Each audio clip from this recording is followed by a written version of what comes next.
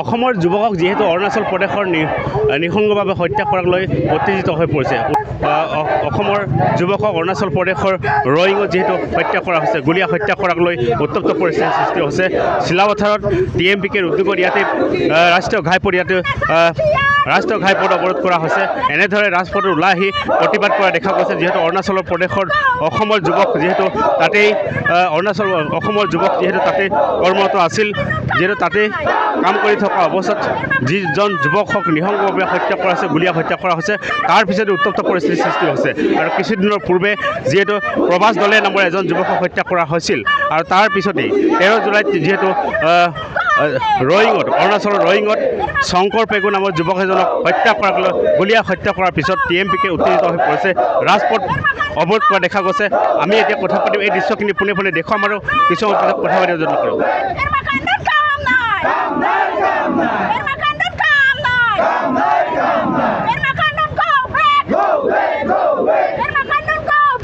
আচ্ছা, এই ঘটনাক লৈ কি ক'ব?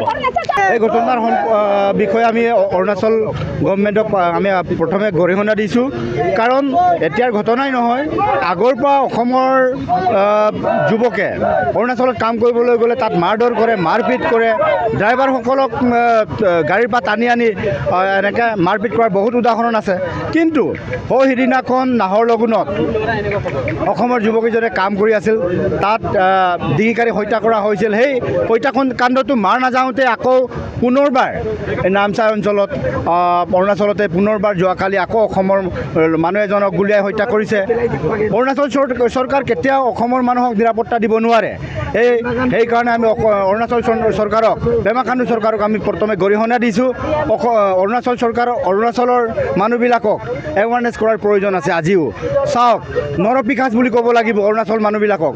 নৰপিকাচুবিলাকে এতিয়া মানুহ চিনি নাপায়। সিহঁতে অসমত গ'লে আমি ইয়াত ধুনীয়াকৈ ইয়াৰ পৰা ইটানগৰলৈকে যায়, কেপিটেললৈকে যোৱাৰ সময়ত বিভিন্ন ঘটনা ঘটে। তথাপিতো আমি ইয়াত সহায় কৰোঁ অৰুণাচল মানুহবিলাকক। কিন্তু অৰুণাচলত কাম কৰিবলৈ যোৱা যুৱকসকলক মাৰপিট কৰি, হত্যা কৰি, ডিঙি কাটি এনেকৈ বৰ্বৰ আক্ৰমণক আমি প্ৰথমে গৰিহণা দিছোঁ। আৰু পেমা খাণ্ডু চৰকাৰক আমি আহ্বান জনাইছোঁ, এই হত্যাকাৰীসকলক সোনকালে কৰায়ত্ব কৰি পেলাই ৭০তম ফাষ্টেজ আদালতৰ শাস্তি প্ৰদান কৰিবৰ বাবে আমি অনুৰোধ জনাইছোঁ। আৰু অনাগত সময়ত এই অৰুণাচলত থকা বিভিন্ন যুৱক যুৱতীসকলক, বিভিন্ন অসমৰ মানুহসকলক সদায় নিৰাপত্তা প্ৰদান কৰিব লাগে বুলি প্ৰথমে আমি দাবী কৰিছোঁ। ধন্যবাদ। ইতিমধ্যে উল্লেখ কৰা হৈছে অসমৰ যুৱক নিৰাপত্তা নহয় অৰুণাচল প্ৰদেশৰ। যিহেতু ইয়াতে উল্লেখ কৰিব লাগিব যে অৰুণাচল প্ৰদেশৰ যিসকল অসমৰ যুৱকে শ্ৰমিক কাম কৰিব যায়, কিন্তু তেওঁলোকৰ নিৰাপত্তা নহয়। ইতিমধ্যে অসমৰ দুটাকৈ দুটাকৈ মৃত্যু হৈছে, আৰু ইয়াতে মহিলাকো ওলাই আহিছে। ইয়াৰ পৰা কি জনাব? প্ৰতিবাদ কেতিয়ালৈকে চলি থাকিব? প্ৰতিবাদ আমাৰ অনিৰ্দিষ্ট কাললৈ চলি থাকিব, যেতিয়ালৈকে আমাৰ এই ভাই দুটাৰ ল'ৰা দুটাৰ যেতিয়ালৈকে আমি ন্যায় নাপাম, তেতিয়ালৈকে আমাৰ এই প্ৰতিবাদ DMPK MMK আমি জংগী আন্দোলন কৰিয়ে থাকিম। আমাৰ এই ভাতৃ দুজনৰ আমাৰ যিটো নেকি প্ৰাপ্ত অধিকাৰ হয়নে নাই, পাব লাগিব। আৰু তেওঁলোকৰ আমাক ন্যায় বিচাৰ লাগিব। অৰুণাচল চৰকাৰে পেমা খাণ্ডু চৰকাৰে যি মানৱীয়তাক বৰ্বৰ আক্ৰমণ কৰি গৰু ছাগলীক মাৰাৰ দৰে মাৰিছে তাক আমি কোনো পৰ্যায়ত সহ্য কৰিব নোৱাৰোঁ। আমি ইয়াৰ পৰা এই হেৰিৰ পৰা মঞ্চৰ পৰা আমি সকীয়াই দিব বিচাৰিছোঁ। তেওঁক আমি অনতিপলমে দোষীক শাস্তি দিবই লাগিব। যেতিয়ালৈকে শাস্তি নিদিয়ে তেতিয়ালৈকে আমাৰ এই জংগী আন্দোলন আমি কৰিয়ে থাকিম।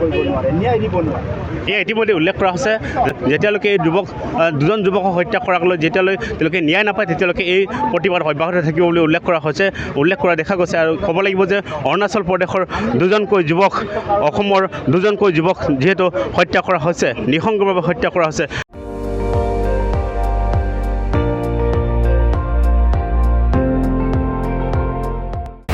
আপুনি চাই আছে ND24, সৰ্বশ্ৰেষ্ঠ নহয় সৰ্বোত্তমৰ দৌৰ।